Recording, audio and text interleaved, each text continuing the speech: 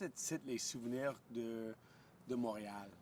Quand j'ai eu mon tour de chapeau, je me souviens juste là, quand j'ai scoré mon deuxième but de le game, je me suis rencontré une couple de fans de Montréal là, puis j'avais donné un high five, puis tout ça. Après les batailles, juste de voir ce place-là qui était tellement plein. Ma mère, quand j'ai eu mon tour de chapeau, était en haut là. C'est juste des souvenirs de la foule, puis moi, quand j'ai commencé ma carrière à Buffalo, puis d'être un professionnel. Pour moi, c'était comme au réchauffement. Je savais que le monde, il m'aimait. Il y avait plein de monde avec mon gilet. Ça me fait tellement plaisir de voir le monde. Puis le hockey, c'est le show business, c'est un sport. On essaie de gagner à tous les matchs, mais c'est encore du show business. Le monde, ça paye entre 100 $, 200 $ pour un billet. Faut, comme en junior, on voulait que les autres, ils partent de l'aréna. Puis moi, je voulais que les autres, ils partent de l'aréna avec un bon plaisir. Puis ils voudraient, la prochaine fois qu'ils viennent, ils veulent voir Matthew Barnaby jouer. J'ai passé beaucoup de temps dans boîte de punition là-bas, mais pour moi, pas d'être un gars de première ou deuxième ligne, d'être un gars de troisième ou quatrième ligne, d'être accepté, puis de faire plaisir aux foules, ça me rend vraiment heureux. Buffalo, c'est une place de blue collar, on appelle. Eux autres, ils travaillent vraiment fort pour leur argent. Puis quand ils dépensent une centaine de dollars, une 150 dollars, ils veulent que tu travailles fort. J'ai jamais pensé d'avoir de problème parce qu'en connaissant le monde, avant que je joue, je savais que ce serait une place parfaite pour moi. Puis quand j'ai sorti la première fois, puis je vois le monde dans le premier game, c'était fou. C'était comme à Beauport, fois 10. Le monde, il m'aimait tout de suite. Après mon premier bataille, je pense que quand j'ai ouvert le journal le lendemain, j'avais tout le monde sur mon côté, puis c'était incroyable. Quand je sortais, j'embarquais sur la glace plein de fois là, mais je tenais lié droite.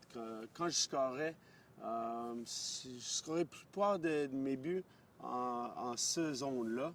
Je faisais beaucoup de batailles en bas, près de StubHub en bas. C'était une place que c'est arrivé beaucoup. Je me brassais beaucoup de même parce que quand j'embarquais sur la glace, c'est juste arrivé que il y avait le monde là-bas. C'était un peu plus fou que les autres places dans l'aréna. Quand je battais, il y avait beaucoup de batailles. C'était arrivé dans ce coin-là. C'est ça que tu manques quand tu es retiré. Tu n'en as plus de ça. Quand tu embarques sur la glace, c'est une adrenaline shot. Tu as tellement d'émotions. Quand moi, même si je gagnais le bataille ou je perdais le bataille, je donnais tout le temps un sourire. Je pense que quand je donnais le sourire, même si je gagnais ou perdais, je rendais le gars fou, puis je faisais plaisir à notre foule. Pour moi, c'était incroyable. Je peux pas me mettre en des mots parce que c'est dans ma tête plus que tout. Ça va être tout que je vais être jusqu'à temps que je sois ici, dans ce monde-là. Oui, mon premier but, c'était contre Philadelphie. J'étais juste à côté de but je pense que c'est Tommy Soderstrom. Puis c'est un lancer. Je me souviens plus même comment c'est arrivé. Je sais que j'étais à côté, j'étais arrivé sur le palette. J'ai mis dans le filet. Puis je me souviens que je me suis gardé dans l'air. Puis j'étais comme nerveux un petit peu. J'étais excité, mais j'étais plus nerveux que je scorais parce que je vois le monde de 20 000 personnes sauter de leur siège. Puis quand j'étais arrivé au banc avec mon coach, avec mes joueurs, juste les félicitations. Puis juste un moment après, j'étais sur le banc, puis je me suis gardé partout. Eux autres, ils criaient mon nom. Puis d'avoir cette émotion-là dans la Ligue nationale, mon rêve, c'était tellement plaisir. J'en ai passé presque 3000 minutes dans le boîte de punition, puis la plupart étaient là.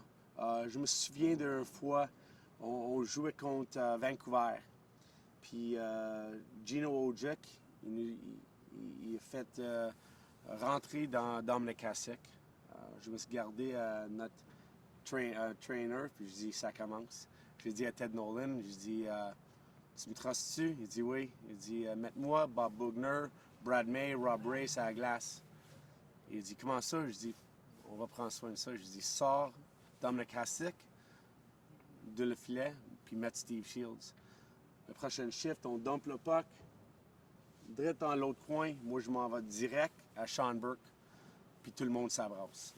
Je ne me souviens pas de le score, mais on savait que si tu touchais notre goaler, même si je ne l'aimais pas, mais tu niaisais pas avec nous autres.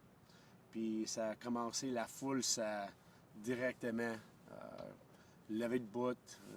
Il n'y avait pas une personne dans le siège, puis tout le monde battait. Quand on est sorti, là, on savait que les autres, ils ne toucheraient pas nous autres. Si tu commences avec un de nos joueurs, il y avait 5, 6, 7 gars ensemble.